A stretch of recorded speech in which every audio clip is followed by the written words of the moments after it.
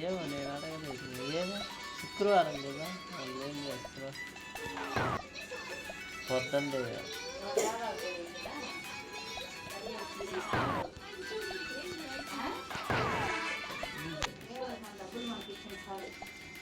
చేస్తున్నారు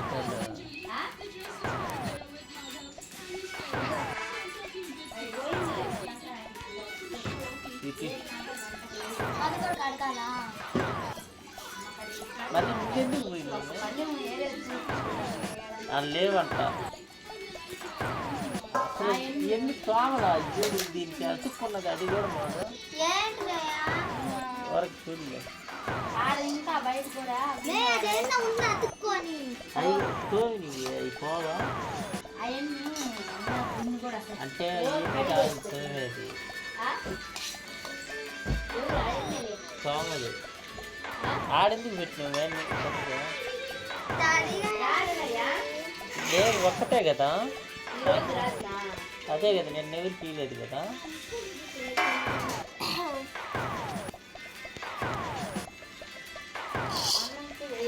ఎంతమంది వచ్చిండ్రు ఇలా మనది రాసిన 15 ఇచ్చింది ఈరోజు 12,000 వాడికి ఎంత ఇచ్చినాము ఇందాకంటే కదా 10,000 ఇచ్చినాము 10 కదా ఇచ్చింది రాత్రి చాప మీద పేద కొడులు 6 కూతురు భవ్య 10 కొడుకు హరీష్ భర్త రమేష్ పడుకుని ఉంటారు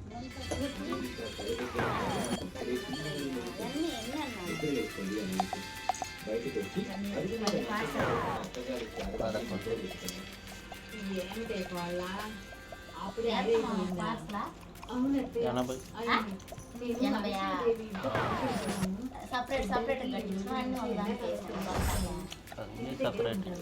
వాళ్ళు లేచినప్పుడే లేవనియండి అనంత ఇంటి నుంచి బయలుదేరి చక్కచక్కగా నడుచుకుంటూ అరగంట వచ్చిన తర్వాత అరసిగా చేరుకుంటుంది తలుపు మీద పడుతుంది ఎంతసేపటికి అరసి వచ్చి తలుపు తీసుకుంది ఎదురుగా అనంత అందులో నమస్తే కారు రావే అనంత ఇంట్లోకి వస్తుంది ఏమి అనామిక అయ్యే వేరు పక్కన ఎరగట్ల పచ్చిమిరపకాయ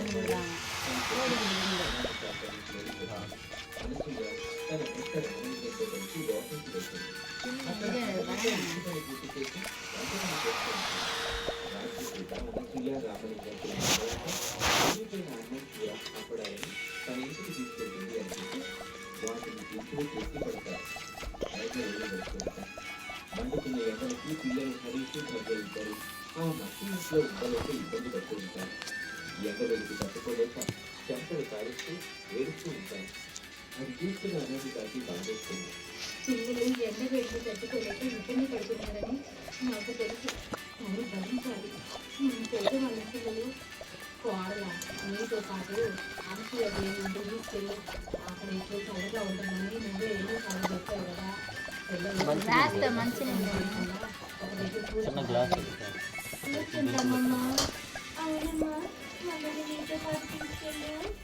అది పిల్లలు ప్రారంభంలో ఎండ నుంచి కాపాడుకోవడానికి మరొక అవకాశం కోసం పిల్లల్ని తీసుకొని మనసు హరి ఇంటికి పంపించింది ఆ ఇంటితో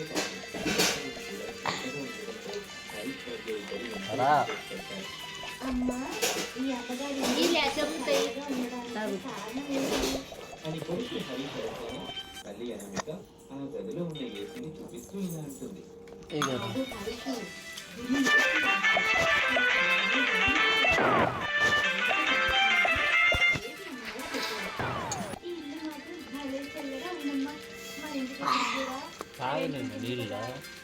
మనం కూడా ఒకటి కొనుక్కున్నామమ్మా అయ్యో తల్లి అది చాలా ఖరీదైందంట 30,000 40,000 ఉంటుందంట అంత డబ్బులు మన దగ్గర ఎక్కడివి నేను చేసిన పని పూర్తి కాగానే తిరిగి మన ఇంటికి వెళ్ళిపోవాలి ఇది మన జీవితం కాదు శాశ్వతం అంతకన్నా కాదు సరేనమ్మా నువ్వు నీ పని పూర్తి చేస్తూ ఉండు నేను చెల్లి ఆడుకుంటూ ఉంటా అని చెప్పి ఇద్దరు కలిసి కిచెన్ లో ఇక అక్కడ అనామిక వంటకం చేస్తూ ఉంటుంది హరీష్ దొంగ పోలీస్ ఆట ఆడుకుంటూ ఉంటారు.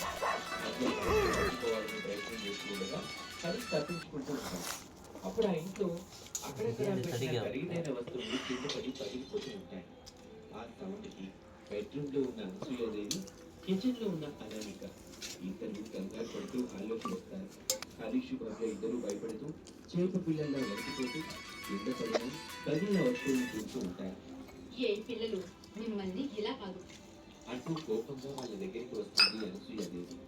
అనామిక అనసూయాదేవి కోపాన్ని చూసి కంగారు పడుతుంది. అనసూయాదేవికి ఎక్కడ లేని కోపం వస్తుంది. పిల్లల్ని బాగా తిడుతుంది, కొడుతుంది. అమ్మగారు మీకు దండం పెడతాను, పిల్లలకి ఏమీ తెలియదు, వదిలిపెట్టండి. అలా కొట్టేస్తే పిల్లలు తట్టుకోలేరు. వదిలేయండి. నేను చెప్పే వరకు My phone is dead. I want to watch the match. Where do I take an over-dramatic boy out for coffee in Kolkata? New AI mode in Google search. Anamika కన్నీళ్లు పెట్టుకుంటూ బాధపడుతుంది. అట్లా చేపిస్తారు పని ఏడుస్తున్న పిల్లల్ని చదువు లేకపోతే చిన్న అందరూ కంగారు పడుతూ ఉంటారు. అనామిక శారదా అనసూయాదేవి ఇంట్లో జరిగింది మొత్తం చెప్తుంది. అందరూ బాధపడతారు. అలా కొన్ని రోజులు వస్తాయి. ఒకరోజు ఇంటి దగ్గర పిల్లలు వాళ్ళ నాన్నమ్మ ప్రారంభిస్తూ నానమ్మ నేను చెల్లి పొలం దగ్గరికి వెళ్తాం. నాన్న ఉంటాడు కదా, చెరువులో ఈత కొడతాం. వద్దుకు వెళ్ళాలి. అదేనా అయిపోయింది ఇంకా ఆ కథ అని పిల్లలు కొట్టిలా ఇంటి నుంచి బయలుదేరి అలా నడుచుకుంటూ వెళ్తూ ఉంటారు.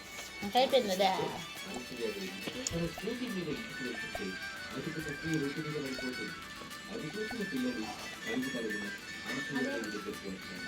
గాయాలతో ఇబ్బంది పడుతున్న అనసూయాదేవి కనిపిస్తుంది. అమ్మగారు అంటూ పిల్లలు చదివి కంగారు పడుతూ చుట్టూ చూస్తారు. అప్పుడు వాళ్ళకి రోడ్డు మీద కూరగాయల చేతికి పట్టుకుంటారు. ఆలస్యం చేయకుండా ఆ తండ్రిని My phone is dead. I want to watch the match.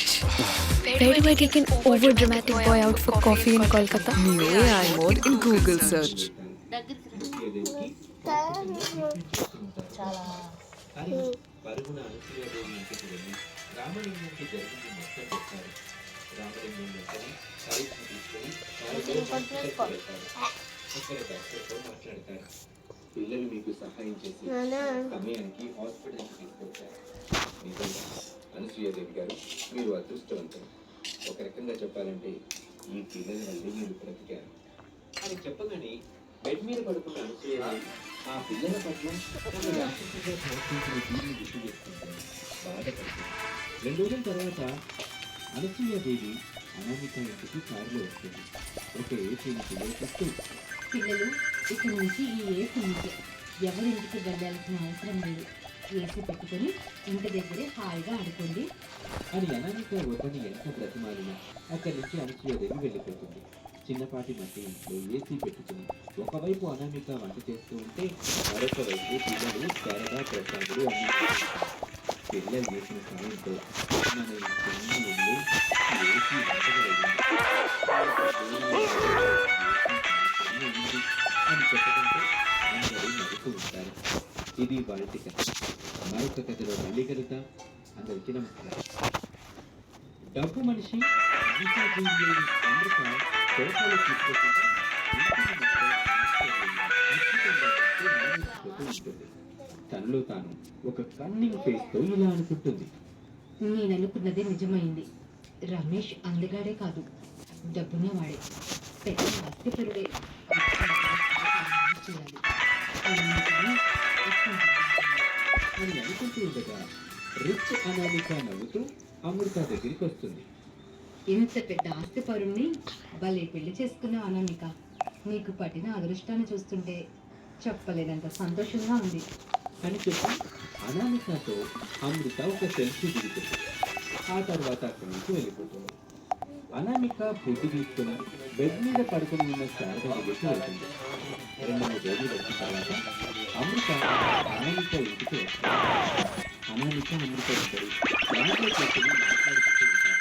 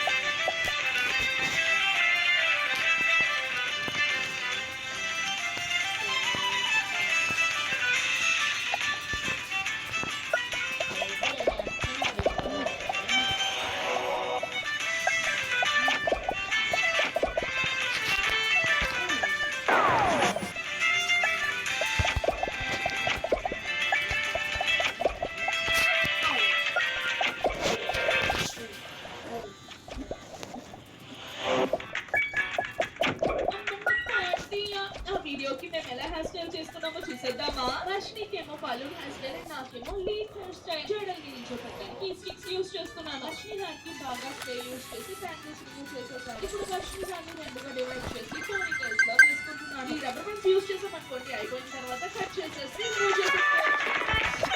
ఈ రబ్బర్ బ్యాండ్ యూస్ చేయబోతున్నాను. బాగుంది కదా ఫన్నీగా. ఇప్పుడు ఈ సైడ్ కూడా వేసేసి వస్తాను. కరెక్ట్ గా మన వర్షికి హెయిర్ స్టైల్ సూట్ అయిపోయింది కదా. ఇప్పుడు నా హెయిర్ స్టైల్ ఎలా వేసుకున్నానో చూసేద్దామా మరి. నాకేమో లీవ్ పెట్టుకున్న హెయిర్ స్టైల్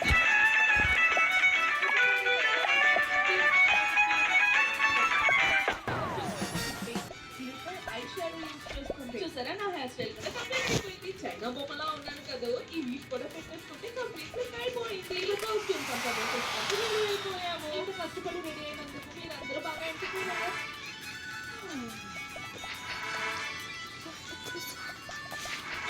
పార్టీ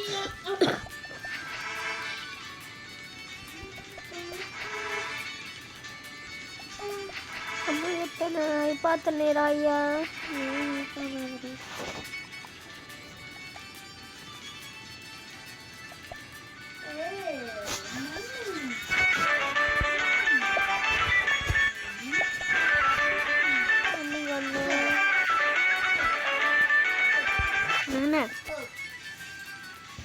ఓ రే